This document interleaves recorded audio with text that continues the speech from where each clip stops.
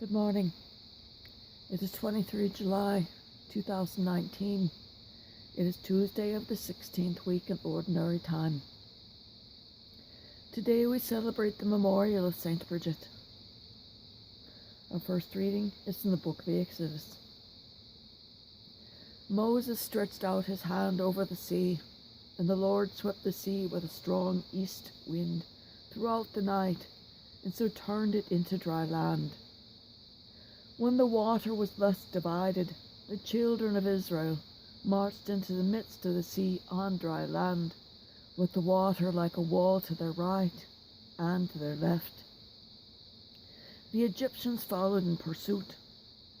All Pharaoh's horses and chariots and charioteers went after them into the midst of the sea. In the night watch, just before dawn, the Lord cast through the column of the fiery cloud upon the Egyptian force a glance that threw it into panic, and he so clogged their chariot wheels that they could hardly drive. With that the Egyptians sounded the retreat before Israel, because the Lord was fighting for them against the Egyptians.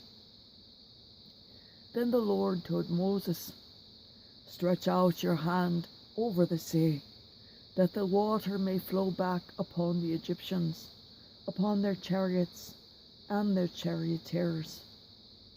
So Moses stretched out his hand over the sea, and at dawn the sea flowed back to its normal depth. The Egyptians were fleeing head on toward the sea when the Lord hurled them back into its midst. As the water flowed back, it covered the chariots and the charioteers of Pharaoh's whole army that had followed the children of Israel into the sea. Not a single one of them escaped. But the children of Israel had marched on dry land through the midst of the sea, with the water like a wall to their right and to their left. Thus the Lord saved Israel on that day from the power of the Egyptians. When Israel saw the Egyptians lying dead on the seashore, and beheld the great power that the Lord had shown against the Egyptians, they feared the Lord and believed in him and his servant Moses.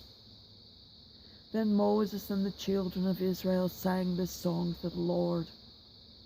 "I will sing to the Lord, for he is glorious, triumphant. Horse and chariot he has cast into the sea." The word of the Lord. Thanks be to God.